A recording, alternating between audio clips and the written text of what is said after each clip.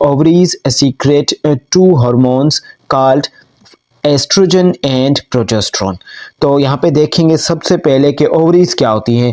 तो ओवरीज क्या हैं, ये रिप्रोडक्टिव ऑर्गन हैं, फीमेल रिप्रोडक्टिव ऑर्गन्स हैं जो कि क्या करती हैं, सीक्रेट करती हैं। इस पॉइंट के हिसाब से दो हार्मोन यहाँ पे मेंशन और हाईलाइटेड हैं जो कि एस्ट्रोजन एंड प्रोजेस्टेरोन है। तो ये फर्स्ट पॉइंट क्लियर हो चुकी है। उसके बाद बढ़ेंगे नेक्स्ट पॉइंट की जानिब जो कि है ग्लाइकोजन। ग्लाइकोजन इज सीक्रेटेड, ये सीक्रेट की जाती है, एक हार्मोन है ग्लाइकोजन और ग्लूकोज ये हार्मोन्स हैं। Glycogen is secreted in response to decrease sugar level in blood. जब भी हम खाना खाते हैं या डायबिटीज़ पेशेंट जो हैं या हम भी नॉर्मल बंदे भी अगर खाना खाते हैं तो क्या होता है कि ग्लूकोज लेवल जो है वो बढ़ जाता है। स्पेशली ये डायबिटीज़ पेशेंट के साथ इशू होता है, ग्लूकोज लेवल जो है वो बढ़ जाता है। उसको सीक्रेट करने के लिए ग्लाइकोजन मतलब कि उसके रिस्पॉन्स में ग्लूकोज को डिक्रीज करने के लिए ग्लाइकोजन रिलीज होती है। ओके, तो हमें नहीं पता चलता क्योंकि नॉर्मल बंदे को नहीं पता चलेगा, लेकिन अगर डायबिटीज़ का कोई पेशेंट है, डायबिटीज़ मेलाइटिस का, तो उसको फील हो जाएगा कि इंसुलिन की जिसमें उसको ज़रूरत होती है ग्लाइकोजन नहीं बन पाता, तो उसमें उसका शुगर लेवल हाई हो जाता है, फिर उसे आर्टिफिशियली इंजेक्ट करनी पड़ती है इंसुलिन। ग्लाइकोजन ये एक हार्मोन होता है जो कि सीक्रेट होता है शुगर लेवल जब भी हमारी बॉडी में बढ़ जाता है तो उसे डिक्रीज करने के लिए। उसके बाद देखेंगे नेक्स्ट जो पॉइंट है वह है due to deficiency of insulin. अब इंसुलिन एक हार्मोन है जो कि सीक्रेट होता है, पेनक्रियाज इसे सीक्रेट करता है, यानी कि ये पेनक्रियाज इसे निकालता है। और ये क्यों सीक्रेट किया जाता है वो भी आगे इस पॉइंट में ही पढ़ेंगे। Due to deficiency of insulin, insulin की कमी की वजह से disease appeared called diabetes mellitus. तो एक डिजीज पैदा हो जाती है जिसे डायबिटीज मेलाइटिस कहा जाता है। डायबिटीज मेलाइटिस को नॉर्मल लैंग्वेज में अगर मैं यूज करूं यहाँ पे तो शुगर कहा जाता है। ये इंसुलिन की कमी की वजह से होता है। जब इसके दो टाइप्स होते हैं, दो अकसाम होते हैं, मेन जो अकसाम हैं वो दो हैं, एक जो है इंसुलिन डिपेंडेंट और दूसरी में इंसुलिन इंडिपेंडेंट। इंसुलिन में इनके डायबिटीज़ के दो टाइप्स होते हैं, एक टाइप 1 एंड टाइप 2। टाइप 1 वाले पेशेंट जो होते हैं ये अमूमन यूजुअली ये बीमारी जो होती है टाइप 1 डायबिटीज़ ये बच्चों में पाई जाती है, यानी कि अंडर एज बच्चे जो होते हैं 8 से 15 साल तक, उनमें डायबिटीज़ की टाइप 1 पाई जाती है। और ओवर एज जो होते हैं 30 से आगे जो होते हैं उनमें 25 से आगे के जो एज वाले जो बंदे होते हैं या मेल फीमेल दोनों में हो सकते हैं, तो उन्हें टाइप 2 हो जाती है। टाइप 2 होने की वजह अगर जाने तो ये भी पेनक्रियाज होता है, मल फंक्शनिंग होती है पेनक्रियाज की, लेकिन इसको क्योर कर सकते हैं टेबलेट से। लेकिन टाइप 1 इंसुलिन डिपेंडेंट होता है, उन्हें इंसुलिन ही देनी पड़ती है। उसके बाद देखेंगे नेक्स्ट पॉइंट को, वो है alpha cells secret hormone call glycogen. तो जैसे हमने पढ़ा था कि शुगर लेवल अगर बढ़ जाता है तो पेनक्रियाज क्या करता है कि ग्लाइकोजन सीक्रेट करता है। और उसके बाद नेक्स्ट जो पॉइंट पढ़ेंगे वो है beta cells. Beta cells secret hormones called insulin. यहाँ पे बीटा सेल्स जो हैं वो हार्मोन सीक्रेट करते हैं, कौन सा, इंसुलिन। तो यहाँ पे अल्फा और बीटा जो ये दोनों सेल्स हैं ये पेनक्रियाज में पाए जाते हैं। तो डायबिटीज़ जो होती है वो पेनक्रियाज की मल फंक्शनिंग की वजह से डायबिटीज़ हो जाती है। तो नेक्स्ट पॉइंट है pancreas is a gland. Pancreas एक ग्लैंड है विच एक्ट्स एज बोथ, जो कि दोनों तरह से एक्ट करता है, एंडोक्राइन भी एंड एक्सोक्राइन भी। इस पॉइंट को क्लियर कर दिया है। उसके बाद बढ़ेंगे नेक्स्ट पॉइंट की जानिब जो कि है अ टाइप ऑफ प्रोसेस, एक process in which living organisms, जिसमें लिविंग ऑर्गेनिज्म क्या करते हैं, प्रोड्यूस करते हैं देयर ऑफस्प्रिंग, अपनी नस्ल को आगे बढ़ाते हैं, ऑफ देयर ओन लाइक, यानी कि उन जैसी ही अपनी जैसे एज इट इज़ वो हैं ऐसी आगे नस्ल बढ़ाते हैं, तो उससे हम रिप्रोडक्शन कहते हैं, उस अमल को रिप्रोडक्शन कहा जाता है। उसके बाद बढ़ेंगे पॉइंट नंबर 8 की जानिब जो कि है there are 2 types of reproductions. दो अकसाम की रिप्रोडक्शंस होती है, asexual reproduction and sexual reproduction. ये दो अकसाम है। एक में जो है मेल एंड फीमेल रिक्वायर्ड होते हैं, एक में मेल एंड ये कोई भी एक रिक्वायर होता है, यानी कि ये असेक्सुअल होती है तो इसमें दोनों रिक्वायर्ड नहीं होते। उसके बाद नेक्स्ट जो पॉइंट है, इन नवंबर 2001 the first human embryo was cloned, यानी कि जैसे कि स्कॉटलैंड के साइंटिस्ट ने सबसे पहले 1997 में 1996 एंड 7, काफ़ी बुक्स में 1907 आ चुका है, लेकिन 1996 में एक शीप को क्लोन किया था, यानी कि उसकी कॉपी की थी, जिसका नाम उन्होंने डॉली रखा था। तो वो पहली शीप थी जिसको क्लोन किया गया था स्कॉटलैंड के साइंटिस्ट से। और उसके बाद जो है ह्यूमन एम्ब्रियो, यानी कि फर्स्ट ह्यूमन एम्ब्रियो कब क्लोन हुआ था, तो वो 2001 में क्लोन किया गया था।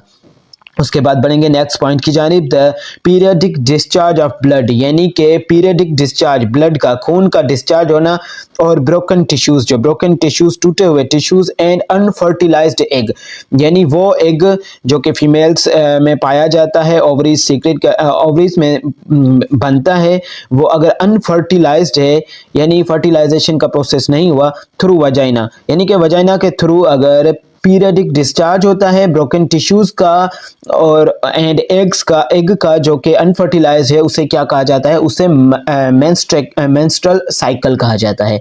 उसके बाद बढ़ेंगे नेक्स्ट पॉइंट की जानिब, जो कि है amoeboid movement takes place by means of, यानी कि एमोबिया जो है वो मूव करता है, और उस मूवमेंट को क्या कहा जाता है, एमोबॉइड मूवमेंट कहा जाता है। और किसके जरिए मूवमेंट होती है, वो फॉल्स फुट होते हैं, यानी कि वो एक प्रोजेक्शन नुमा होते हैं, वो रियल में जो है वो पाँव नहीं होते, तो उन्हें सीडोपोडिया कहा जाता है। The first oxen was discovered by Fred Wendt in 1926, यानी कि फर्स्ट ऑक्सिन, अब ऑक्सिन क्या है, ये प्लांट हार्मोन है, इसे प्लांट हार्मोन कहा जाता है। ये पहले डिस्कवर किया था फ्रेड वेंट ने 1926 में। ऑक्सिन स्टिमुलेट्स, ऑक्सिन क्या करता है, ऑक्सिन फिर से बताने की जरूरत नहीं है, ये क्या है, ये एक प्लांट हार्मोन है जो कि स्टिमुलेट क्या करता है, सेल डिवीजन को एंड सेल इनलार्जमेंट को, यानी कि ये सेल को इनलार्जमेंट करता है, यानी कि इसका मतलब कि इसका रोल जो है वो ग्रोथ में है और उसके बाद सेल डिवीजन में है। Okay, clear. उसके बाद बढ़ेंगे नेक्स्ट पॉइंट जो है वो है each neuron has a cell body or soma. अब न्यूरॉन क्या है, न्यूरॉन नेफ्रॉन जैसे कि हमारी किडनी में पाए जाते हैं, हमारी किडनी के सेल्स को नेफ्रॉन कहा जाता है, और हमारे दिमाग के जो सेल हैं, यानी कि हमारे ब्रेन के जो सेल्स हैं, हम उन्हें न्यूरॉन कहा जाता है। तो न्यूरॉन्स जो हैं उनकी बॉडी होती है सेल बॉडी, न्यूरॉन की सेल बॉडी, उसे सोमा कहा जाता है, containing nucleus and various organelles embedded in the cytoplasm. Okay, soma receives a message to dendrites and convey it to the axon. अब क्या करते हैं सोमा, यानी कि सेल बॉडी क्या करती है, डेंड्राइट से किसी भी मैसेज को रिसीव करती है और उससे एक्सन की तरफ बढ़ा देती है। From the Soma a large number of small threads, Soma से क्या एक बड़ी धागानुमा प्रोजेक्शंस या टर्मिनल्स ब्रांचेस निकलती हैं, जिसे हम डेंड्राइट्स कहते हैं। Cerebellum is the largest part of the brain and is divided into two halves. Cerebellum क्या है, लार्जेस्ट पार्ट है, उसके बाद cerebellum जो है वो सेकंड नंबर पे लार्जेस्ट है, cerebellum फर्स्ट पे है। तो ये largest part of the brain है, हमारे दिमाग का सबसे बड़ा हिस्सा cerebellum है, और इससे दो हिस्सों में डिवाइड किया गया है, एक है cerebral hemisphere, और तो फिर इन्हें आगे भी डिवाइड किया गया है राइट और लेफ्ट में, जो कि हम आगे नेक्स्ट पॉइंट्स में पढ़ेंगे।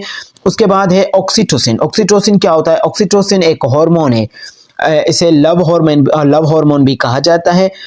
इट स्टिमुलेट्स, ये स्टिमुलेट क्या करता है, contraction of muscle of uterus, यानी कि यूट्रस के मसल की कॉन्ट्रैक्शन को ये क्या करता है, स्टिमुलेट करता है ड्यूरिंग चाइल्ड बर्थ, यानी कि जब भी डिलीवरी होनी होती है, लेबर पेन होता है, तो मतलब कि जब भी डिलीवरी का टाइम आ जाता है तो ये ऑक्सीटोसिन इंजेक्ट की जाती है, क्योंकि ये क्या करती है कि मसल, यूट्रस के जो मसल है उन्हें क्या करती है, ये स्टिमुलेट करती है। और इसका दूसरा फंक्शन क्या है, और भी ज़्यादा फंक्शन है ये, लेकिन यहाँ पे हमने सिर्फ दो ही लिखे हैं। Birth and release of milk during the breast feeding, यानी कि जब भी मदर जो है अपने बच्चे को दूध पिलाती है, तो स्टिमुलेट करना, ब्रेस्ट फीडिंग यानी कि मिल्क रिलीज ऑफ मिल्क को रिलीज करने के लिए भी ऑक्सीटोसिन ही हेल्प करता है। उसके बाद नेक्स्ट जो पॉइंट है वो है ईच क्रोमोसोम्स जो होते हैं, each chromosomes consist of two very fine thread like structures। अब उसके दो थ्रीड लाइक स्ट्रक्चर्स होते हैं जिसे क्रोमेटिड कहा जाता है। ये सेंट्रोमेयर पे क्या होते हैं, सॉरी क्रोमेटिड्स, इसे इन्हें क्रोमेटिड्स कहा जाता है और ये सेंट्रोमेयर पे क्या होते हैं, अटैच होते हैं। आई थिंक जो बीच वाला हिस्सा होता है मुझे उसकी प्रोनाउंसिएशन में भूल चुका हूँ, जो कि जहाँ पे ये अटैच होते हैं क्रोमोसोम्स, दोनों क्रोमोसोम्स जो क्रोमेटिड्स होते हैं वो एक पॉइंट पे आके अटैच होते हैं। वो आप खुद से सर्च कर लें क्योंकि मैं फ़िलहाल तो भूल चुका हूँ उससे। इसके बाद न्यू जो पॉइंट शेयर करेंगे वो है मेटासेंट्रिक। तो मेटासेंट्रिक क्रोमोसोम्स ये कौन से होते हैं, chromosomes with equal arms and centromere is in centre. तो यहाँ पे लव्स जो मैं भूल चुका था वो इस लाइन में 20वीं लाइन यानी कि पॉइंट नंबर 20 में मेंशन है कि क्रोमोसोम विथ इक्वल आर्म्स, यानी कि क्रोमोसोम जो होंगे इक्वल आर्म्स, इनकी आर्म्स जो होंगी वो इक्वल होंगी सेंट्रोमेयर पे, सेंट्रोमेयर इन सेंटर, तो सेंटर पे। तो उन क्रोमोसोम्स को क्या कहा जाएगा, उन्हें मेटासेंट्रिक कहा जाएगा। तो आज के लिए ये जो पॉइंट्स थी वो काफ़ी है। इंशाल्लाह बहुत जल्द आपको इसी तरह से मज़ीद लेक्चर्स जो हैं वो पेड ग्रुप वाले टेंशन ना लें, अब उनको मिलेंगे डेली। तो मिलते हैं नेक्स्ट लेक्चर में। अल्लाह हाफिज़।